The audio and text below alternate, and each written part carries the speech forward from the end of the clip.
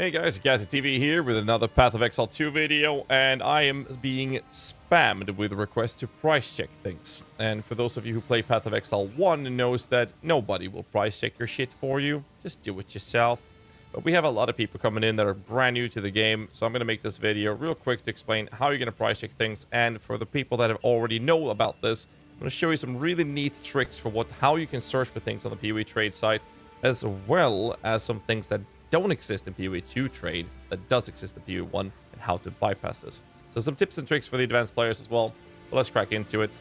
And I'm going to take the item from one of our viewers, Euphoria. He linked me a ring and asked me how to price check this item. Now, at first glance, looking at this ring, there's two things to point out. Normally, rings in general, especially in PoE 2, resistances is a rare commodity. In this case, he has about 90% resistances in total from this, which is very good. However, it is lacking the possibility of having life, which means that it's kind of limited to what kind of builds want this. It could be used for cold damage builds, which is where the cold damage becomes into play. It can be up in value for that if there are popular builds using cold damage. But for the most part, the evasion is useless. The mana is kind of low, so even builds that uses mana, such as Archmage, means that those builds are not really interested in it. What I'm trying to get at with that little rant there is that to determine the value of an item, you kind of need to know what kind of builds are actually being played in the community, and the more popular they are, easier it is to sell, and the more value they have. However, items like rings usually comes with a lot of things like attributes and resistances. So the more of those two stats you can get, the higher the value of those items generically it becomes. I would say the rings might be hard to sell because it lacks a life or a higher mana roll. If I were him, I would probably use a Chaos Orb on this, but I'm going to show you how to do this in Search of Trade. If we ignore the fact that the prefixes in this case, which is cold damage, evasion, and mana, are kind of low, so I don't think I would even bother putting it up for sale if I were him. But let me show you some pretty neat tricks here. This ring has a grand total of 31, 32, and 26% resistances in total, which is about 90%. So if I were to search for something on the PoE trade site, you'd have to go to pathofexile.com/trade2. Don't forget that little number 2 button up there. And then I would then search in item category for a ring to show that it's a ring I'm looking for. And this is the part you're now going to be working with. You can either search, for example, to maximum life, or for example, maximum mana. In this case, we have maximum mana being searched. This is now going to show me rings that have maximum mana. So the entire list shows every ring for sale, which is many rings that has max mana. To check the resistances, he could check for cold and lightning by searching for res and say, well, let's get lightning and let's get some cold res, and put in the numerical values, say 30 or something, and then search. Now it's only 11 results. However, that's for specifically only those resistances. In PoE 1, when you're searching for this type of approach, you can just search for res, and you can take total elemental res, which shows you a pseudo roll for all your res. Let's say in this case it was a little less than 90, say 80% resistances. You could just search for 80% here. You don't have this availability in PoE 2. There's a way to bypass this search, and that's using stat groups. You can use weighted sum too. By having this number, you can put the minimum amount of value of all the mods you add into this list as a minimum numerical value. So let's say 80% in this ring's example. Then I'll put 80 here. And then I'll basically add every sort of elemental resistance, such as lightning, cold, chaos, fire. So we can just start adding this and say cold, we do fire, lightning, and then I'll do a search. What's going to happen now is that I will see rings that have an actual flat mana roll, and I will see rings that have a total of 80% or higher resistances of cold, lightning, or fire combined. And now we'll see 3 results. All of these have this one has a sum of 80, this one has a sum of 113 and 105. That indicates how much resistances they have based on the search that I've done, being pretty expensive, as you can see. So now, looking at this ring, comparing to what we're looking at, it seems that it's actually going to have some sort of value, despite the lack of these things. But we don't know if these are going to sell or not, but that is what the market is currently telling us. So how do I then determine the value of it? Obviously, it's only going to be worth as much as someone's willing to pay for it. So the recommendation is to try to find items that are similar value on the market for the item that you're trying to sell. Price it accordingly, and then if it doesn't sell within the X amount of time, lower the price maybe once, twice, sometimes even 3 times a day till it actually sells. That's the one thing to do. let's say that you couldn't find any rings that were, or any items that are similar to yours, then all you can do is come up with a magical number of what you think it's worth, and if it doesn't sell, lower the price incrementally every now and then till it sells. That's like the only thing you can do. Same thing for everyone, no matter if you're an experienced player or if you're a new player, that's the only method you can do. But let's again look at this specific example.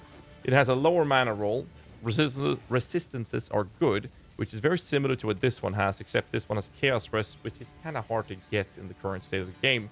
He's putting this one up for 2 hours ago for 55 Exalted. It has some rarity, which is nice. Chaos damage. I'm not sure how many Chaos builds are out there, but twice the mana.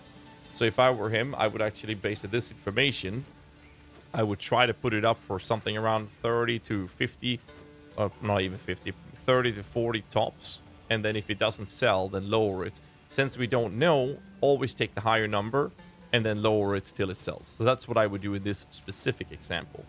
So that's one way of going about it.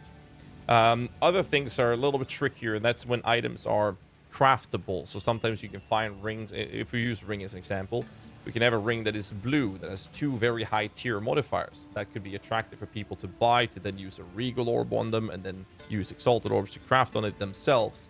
And that's really hard to pinpoint to determine how much value those are. So yet again, you'll just have to come up with a magical number unless there's other items on the market that is of similar fashion, and then lower the price if it doesn't sell.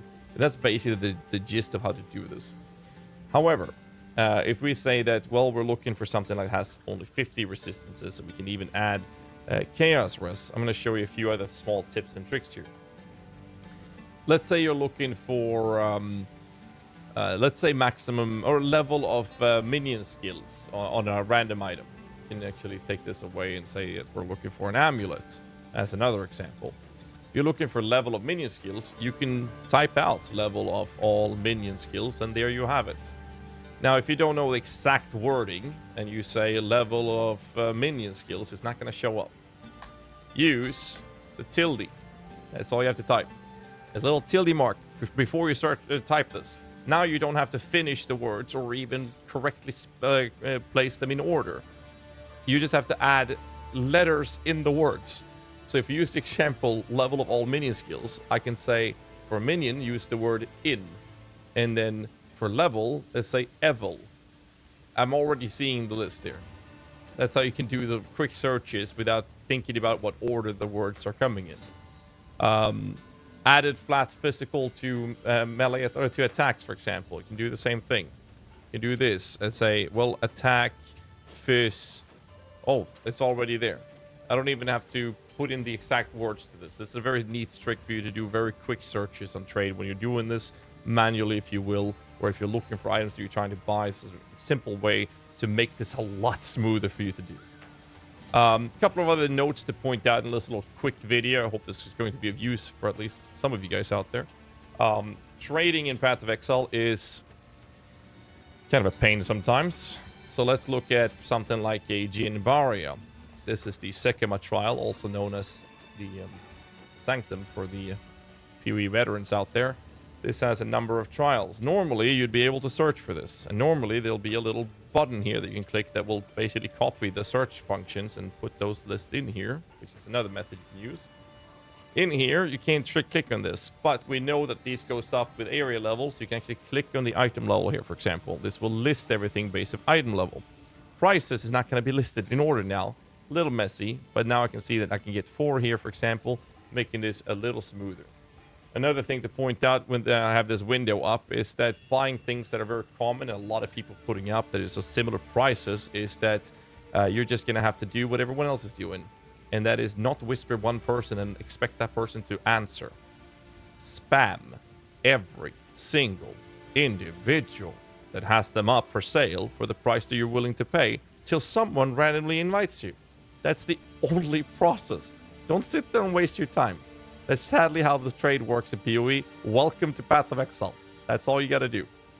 It's sad, but that's the current state of it. What else is there to add?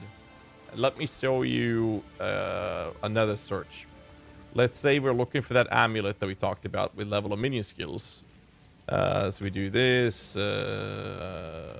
Min off. Okay, so we have this. Let's say I want 5 minions on a scepter.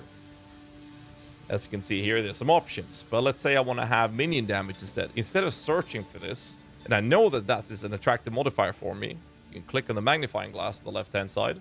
What happens now is all of the modifiers from that item, this one here, is now ending up in a search here.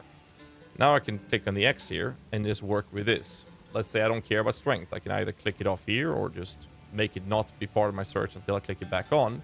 And same thing with a critical hit. I'm only looking for damage and level. And let's say I'm okay with 4, but I want it to have at least 50.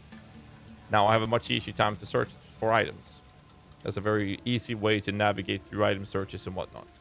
Let's say I want something with spirits. I can just do Control F and search for spirits. Actually, that's going to be very hard because it has a base spirit. Let's see if I can find something. No, I can't find it. Well, what do? Well, we go to the add bar. Basically do a search with a tilde and say increased spirits. Now I can add that to the search. Suddenly I am now looking for very specific items that has a increased spirit modifier, 50 plus to air allies impresses with minion damage, and plus 4 to minion skills. I don't like these bases. The way I want to play this is using a base that has skeleton warrior. I want rattle scepter. The way you can do it in this search is literally just search it up here in the item bar, type in the base item, and I can basically just click in, can't even spell, rattling, sorry, not rattle. So I can then search for rattling scepters. Now I will have this search parameters with specifically rattling scepters. And there you go. It's only one available with those mods, but that's how you do the searches. There's plenty more things to do, what you can do in the search bar. So if I take this mod away and I'm searching for increased spirit with this, it's 41. You could add another group to do some searches, such as count. What count group is doing is that you will search for, let's say, allies impress minion damage. Oh, because it's already up there. I'm stupid. So if I click that off, now I should be able to do it. PoE 2 does definitely lack some modifiers in here. Well, let's say that we want increased damage. Actually, it's not minion. I'm stupid. That's why it's not showing up. I'm a little sleep deprived here. Allies in your presence deal damage. Of course it is. And then having allies in presence attack speed, for example. And then we can have crit strike chance, for example. So now we have 3 different mods. What this count group is allowing me to do is search for, with the way this is set up, is this is what's going to be on the item, increased spirits. I'm not going to change the numerical values.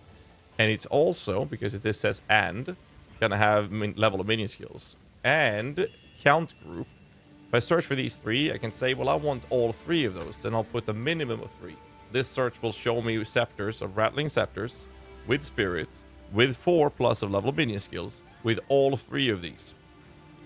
And that's probably not going to exist. And then if I then search for 2 instead, now it's going to show me spirit with levels and having 2 of these 3 different modifiers. And that exists. And if I only want 1 of them that I'm okay with, then I'll do the search this way.